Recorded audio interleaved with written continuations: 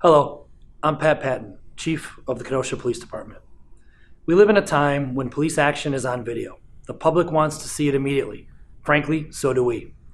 But we know from experience that the video, along with witness and police statements, first must be reviewed and analyzed to help reconstruct the facts of an incident. A snippet of video showing a Kenosha police officers making arrests at a Kenosha Applebee's restaurant on July 20th, 2023, was taken by an employee off of a security camera monitor and shared publicly. It is not the entire story. We appreciate the community's patience while we have been conducting multiple reviews of what occurred.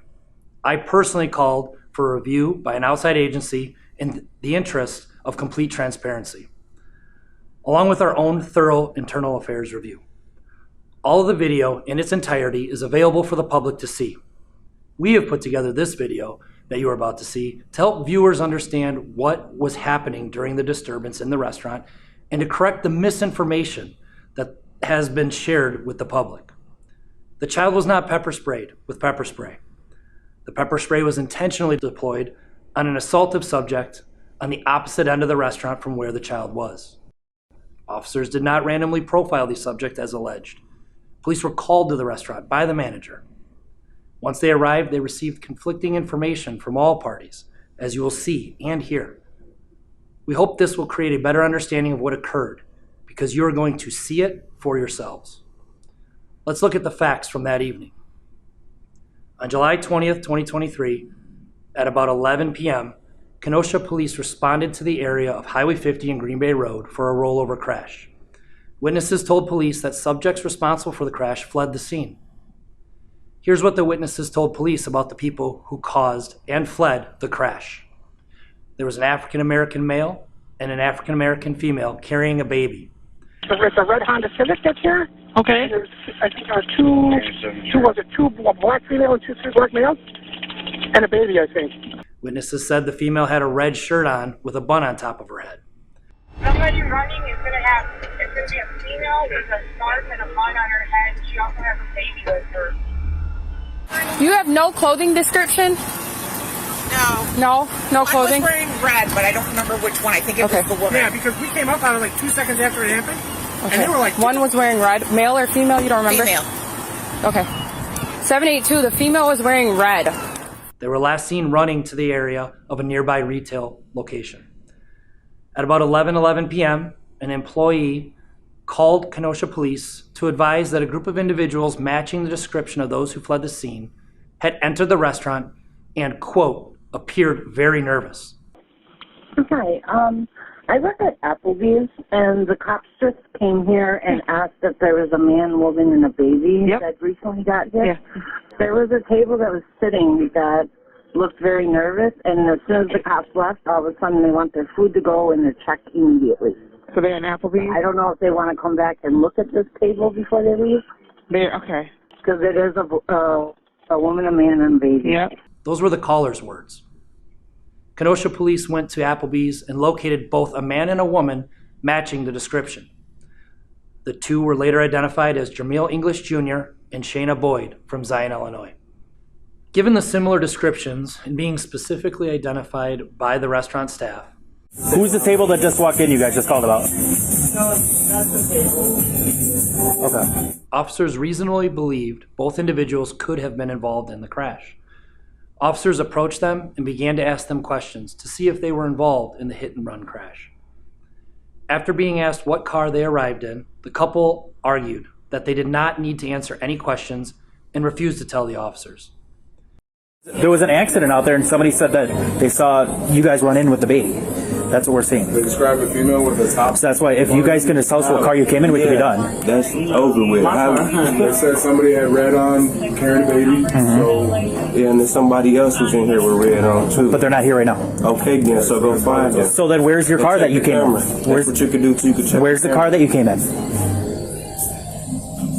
You can see in the video that the car that the couple came in is clearly visible in the parking lot through the picture window behind them. They needed to only point to it and tell the officers that that was their vehicle. That could have ended this officer's investigation. The couple told officers they had been at Applebee's for about an hour and 45 minutes. But the restaurant's manager told officers They had been there for only 20 minutes. How long you been here? We've been here for an hour and 45 minutes. Yeah? Okay. How long have they been here?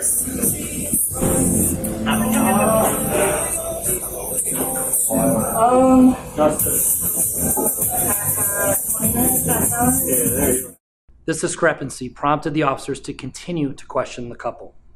Additionally, the manager confirmed that the couple were the people that they had called about. This is when Mr. English, while holding a small child, began walking towards the exit. In response, one officer informed Mr. English that he was being detained and that he was not free to go until their investigation was concluded. Actually, yeah. You're not free to go right now. You are detained right now until we can figure it out. Because I'm going to take my son to the bathroom. Chill. Hey, You don't touch me. relax. You got a baby with you. Relax. Tell us Don't what touch me. tell us what car you came in and you'll be done. Stop. Back up. Stop. You're not free to go. Mr. English, however, insisted that he was free to go and proceeded to try to push past officers with the baby in his arms.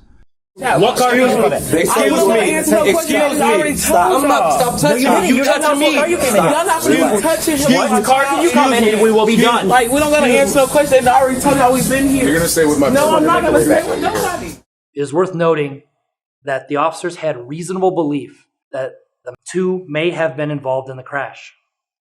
That is defined as reasonable suspicion, which is a legal standard that affords law enforcement officers the authority to detain people that would be reasonably suspected of having committed a crime. Force may be used, if necessary, to detain those individuals.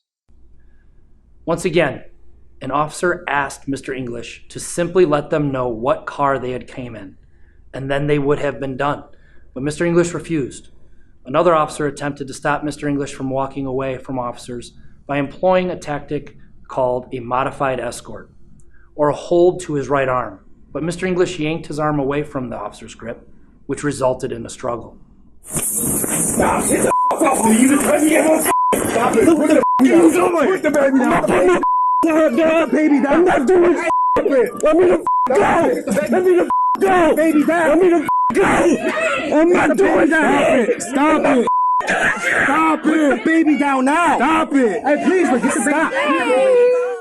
One officer, focused on the safety of the baby, was able to remove the suspect's grip on the baby. An employee was able to remove the child safely from the scene. Back up. Here. We're trying. Back up. Come on, man. Get off the baby. Squeezing him. Stop. You're squeezing me. Stop. You're not squeezing you. Let me the go. Yes, you will. Stop it. Stop. Get the me. Get the off me. Hey, leave the baby alone. Get the fuck from me. Somebody grab the baby. Get the fuck from me. Somebody grab the baby. Get it safe. As you can hear in the video repeatedly, the couple engaged in violent, abusive, disorderly conduct which caused a significant disturbance. As Mr. English pulled away from the officers, he had to be taken to the ground to gain his compliance so the investigation could continue. Remember, the investigation into who was involved in the freeway crash is still continuing. The couple are still considered suspects. While Mr. English was on the ground, officers ordered him to put his hands behind his back, and an officer delivered several strikes in order to gain compliance. Put your hands behind your back. Put your hands behind your back. Put your hands behind your back. All right. While this was occurring, Mrs. Boyd was also becoming increasingly violent with one of the other officers, and pepper spray was deployed. I already told y'all we've been here. You're gonna stay with my. No, I'm not gonna stay with nobody. Okay, then put your hands behind your back. I'm not gonna do it. You aren't going to be the same. Put your hands behind your back. Doing all this for what? Put your hands behind your back. Hold on. You got my towel. Boom. Get the off with me. We got my towel. Put your hands behind your back. Hey. Put your hands behind your back. Towel. Put your hands behind your back. Put your hands behind your back. Put your hands behind your back. Hair, like, are y'all kidding me? He's pulling my hair. Are you kidding me? Are y'all kidding me? This is crazy. She's got one cup on. Bring it down. I got her. But as the video shows, the child was on the opposite end of the restaurant at the time the pepper spray was deployed. It is wholly inaccurate to characterize this investigation by officers on July 20th as profiling. Police officers based their investigation on information they gathered on scene from witnesses on the scene of the serious crash, information from witnesses in the restaurant who believed the crash suspects were there and called the police, and from the observations of the responding officers. I will tell you this, I expect every one of our officers to treat every person with whom we come into contact with courtesy, dignity, and respect. I thank you, the public, for your patience while we conducted a detailed, exhaustive, and complete review, and as we obtained an outside agency's review for further objectivity. We owe it to the public to provide the facts as we are able, and to release all the findings to ensure we have the utmost transparency while maintaining the integrity of our investigative processes. Thank you for your attention to this video. I encourage you to watch it again if you still have questions about what occurred.